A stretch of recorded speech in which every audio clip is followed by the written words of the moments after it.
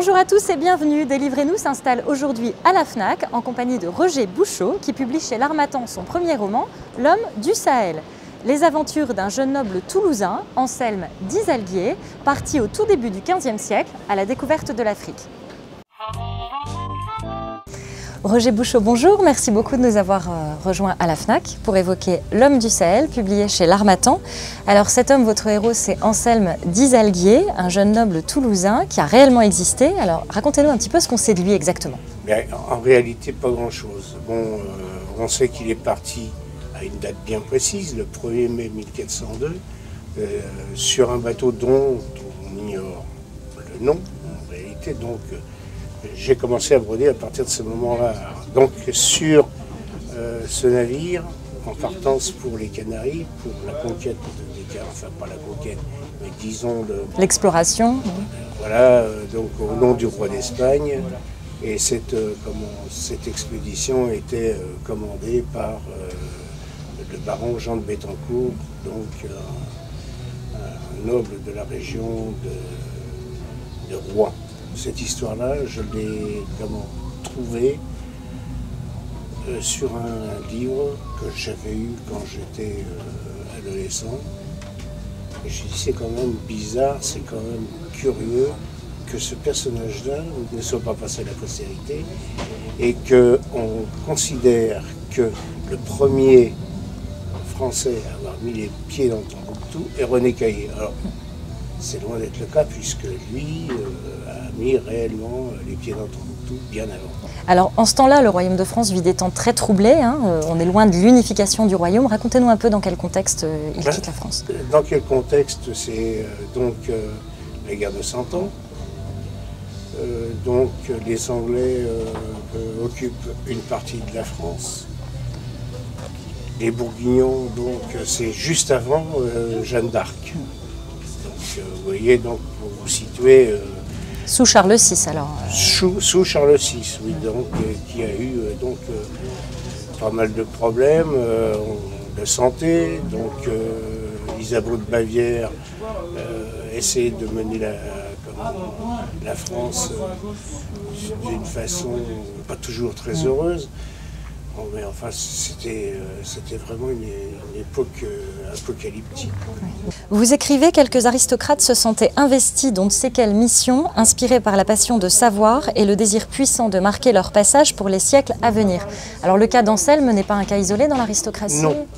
C'est parce que son frère aîné hérite du domaine que lui se retrouve un peu... Moi je pense que c'est cela qui l'a poussé à s'en aller. À s'en aller et à écrire son destin finalement. Voilà, exactement. Alors en Afrique, évidemment, quand il arrive là-bas, tous ses repères sont bouleversés. Le jeune homme avait toujours vécu comme on marche sur une route bien tracée, à l'abri des doutes, protégé par des convictions bien ancrées dans son esprit. Est-ce qu'on peut parler d'un voyage initiatique pour lui à ce moment-là? Oui. Alors, pourquoi j'affirme un peu ça? C'est parce que c'est un homme qui s'est penché sur les échanges entre les gens. Et la première chose, c'est de faire des lexiques et d'écrire des lexiques correspondant entre l'arabe, le latin, le français et les langues africaines, enfin les dialectes, puisqu'en fin de compte, l'écriture, à ma connaissance, n'existait pas en Afrique. Anselme et ses compagnons navigateurs apprennent aux autochtones des techniques d'irrigation pour améliorer leur agriculture notamment. Alors vous décrivez une relation positive, assez idyllique. En réalité, ça ne s'est pas passé tout à fait comme ça entre les explorateurs et les... Moi je pense que si, en ce qui concerne Isalguier, je pense que ça a dû se passer de cette manière. Parce que donc il était très bien considéré, de toute façon ça on a la conviction. La confirmation donc. Et on ne peut pas avoir le respect des gens si on ne leur apporte pas quelque chose. Alors vous décrivez avec précision les villes et leur habitat, ainsi que les paysages traversés par Anselme au Mali, au Niger ou en Algérie notamment. Vous avez fait des recherches pour ce récit ou... Oui, bien sûr, j'ai fait des recherches. Bon, il y a mon expérience personnelle donc, qui entre aussi en jeu.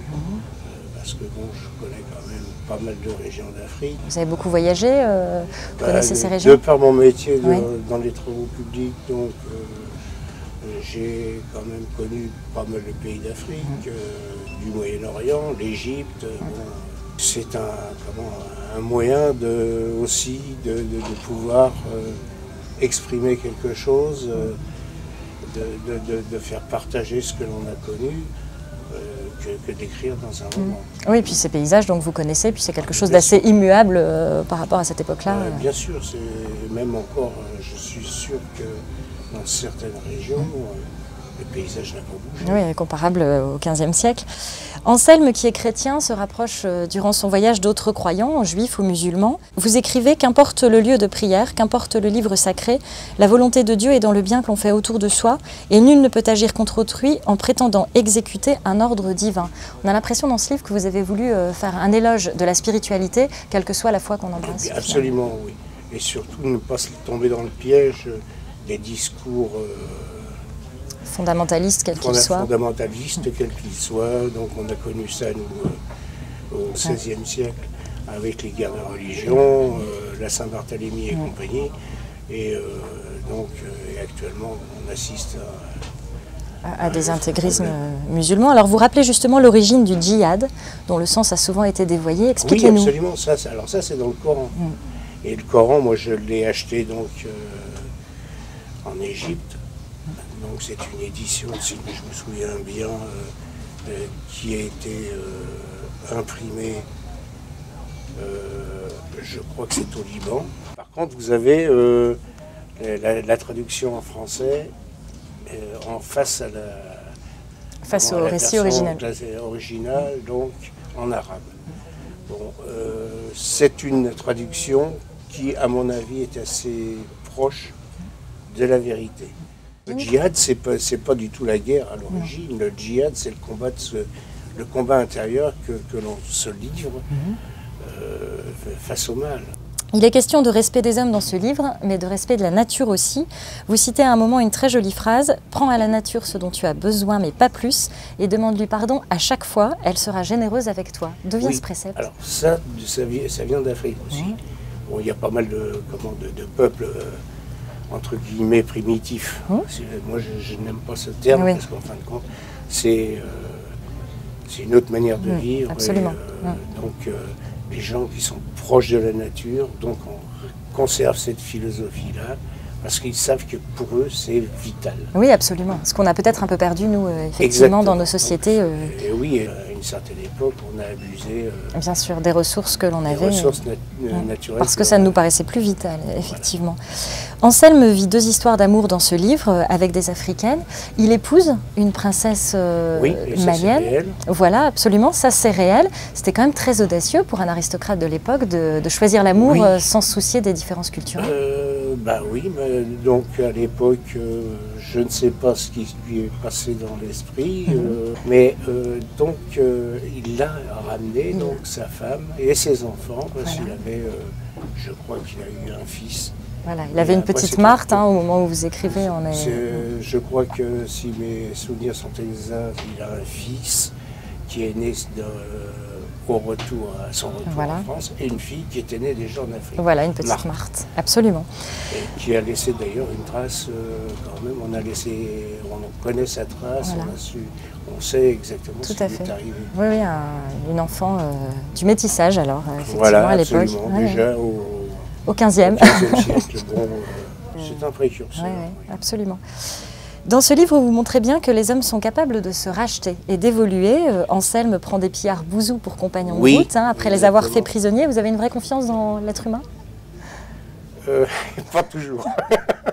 Pas toujours, mais enfin disons que dans le principe même du musulman sincère. Oui, absolument. Il y a donc cette notion un petit peu de dire merci d'une manière plus concrète que les paroles. Oui, c'est ça, être fidèle à Dieu dans les actes. Voilà, exactement. Et c'est ce qui ressort quand on lit le Coran, c'est un petit peu ce qui ressort. Absolument, et c'est ce qui ressort dans le livre aussi. À un moment donné, Anselme peine à trouver le sommeil. Vous écrivez alors, il se mit à penser, à réécrire sa vie d'une façon, il s'imagina un autre destin. C'était sa manière d'échapper aux contraintes du présent. Vous faites ça aussi, vous ? Oui, peut-être un petit peu, parce que je me projette toujours, non pas sur le passé, mais sur un avenir tel que je voudrais qu'il qu'il se déroule.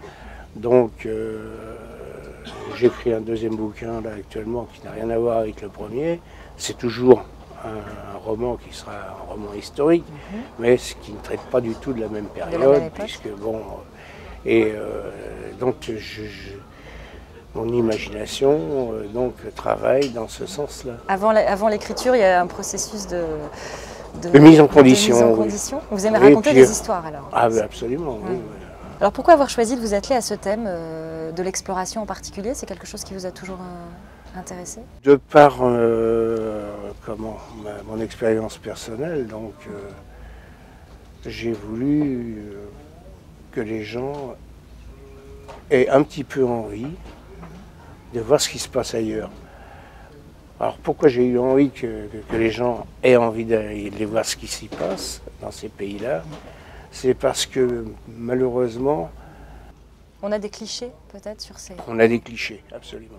On a des clichés. Et donc c'est un petit peu une manière de remettre un petit peu d'ordre là-dedans. Enfin de l'ordre, c'est un bien grand mot. Merci beaucoup d'avoir été avec nous, Roger Bouchot. Je vous invite à découvrir ce livre L'homme du Sahel aux éditions L'Harmattan. Une belle invitation au voyage et dans le temps et dans l'espace. C'est moi qui vous remercie.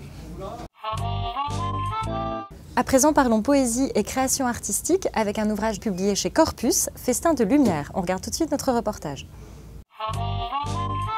D'origine roumaine, Maria Desmet, artiste peintre, vit en France depuis les années 80. Avec Festin de lumière, publié chez Corpus, elle associe peinture et poésie. J'ai fait des études littéraires qui m'ont amené effectivement à la littérature, mais la poésie est présente depuis mon enfance. Certainement qu'enfant, je ne comprenais pas tout, mais j'étais fascinée par la poésie. Au même titre que j'étais fascinée par la peinture. Je me suis nourrie beaucoup de la poésie des autres parce qu'elle correspondait à mes images. Je me retrouvais dans leurs paroles, dans leurs métaphores. Et bien sûr, comme je voyais en image ce qu'eux écrivaient, j'avais envie de suggérer par ma métaphore picturale la métaphore poétique que le livre me donnait. Et en fait, c'était un échange entre la peinture et la poésie, entre mon univers pictural et l'univers des poètes que j'ai rencontrés et que j'ai lus. L'idée de faire un livre d'artiste, ça me travaille depuis très longtemps. Mais techniquement, je ne savais pas trop comment m'y prendre. Et un jour, j'ai rencontré Philippe Coquelet, qui était le directeur du Centre d'art et de littérature de l'Échelle. Et il m'a dit, tiens, tu veux pas faire un livre d'artiste avec Gilbert Desmet? Je dis oui, et tout de suite il m'a mis dans les bras les coffrets avec les feuilles toutes pliées. Le livre était là, je n'avais qu'à déposer l'image et lui à écrire les mots. Et à partir de là, ça a été, disons, une révélation. C'était tellement simple finalement de faire un livre d'artiste, je n'avais qu'à m'y mettre. Je travaille beaucoup la matière d'une façon structurée et spontanée à la fois. J'aime bien le geste du pinceau large qui est à la diagonale du geste humain. C'est pour ça que je fais d'ailleurs des toiles de grand format, puisque c'est le corps qui s'exprime dans sa diagonale. Et puis il est vrai que ça se construit à la verticale. Une peinture se construit comme la tenue de l'être humain à la verticale, au même titre que le poème. Le poème c'est construit de la même façon. C'est pour ça que je dis que c'est un travail très proche. J'ai toujours dit que la nature était le plus grand peintre. Je ne confonds pas avec le paysage. J'apprécie le paysage, mais la nature, je l'aime. Et puis, il y a la force des mots, cette force qui est en nous, la force d'une couleur qui s'impose, le rythme de la vie qui nous impose certaines réflexions, certaines structures, certaines façons de manier le langage pictural comme le langage poétique. Comme j'ai beaucoup exposé parfois à l'étranger, donc j'ai consacré mon temps plus à la peinture, parce que je voulais laisser quelque chose de consistant dans la création, qui soit assez fort, où le travail existe au jour le jour. Et bien sûr, à un certain moment, on pose un petit peu le pinceau, on regarde l'œuvre qui est créée, on se pose beaucoup de questions. Et puisque mon penchant allait vers le phrasé poétique, donc je suis passée d'une façon quotidienne, disons, plus organisée à l'écriture. Et ça a donné effectivement les festins de lumière que l'on trouve par ailleurs dans la peinture. Je crois que le grand sujet du livre, c'est le désir. Et j'ai voulu rendre visible aux yeux des autres lecteurs la naissance du désir dans l'être humain. Comment ça prend corps? Il vient de l'intérieur de nous-mêmes et il aboutit vers l'extérieur petit à petit, par petits pas, jusqu'à l'éclatement de cette fête de lumière qui est la rencontre, qui peut être la rencontre amoureuse, mais qui est la rencontre de la création. Parce que dans la création, il y a cette tendance amoureuse que l'on a. C'est traiter le corps d'une toile, c'est le corps de l'autre et qui renvoie à son propre corps. Comme un chant d'absence, comme un chuintement de braise, comme un soulèvement de sève, comme un arrachement des entrailles, le désir prend feu. Le jour s'incline en révérence. Un crépuscule s'affirme souverain.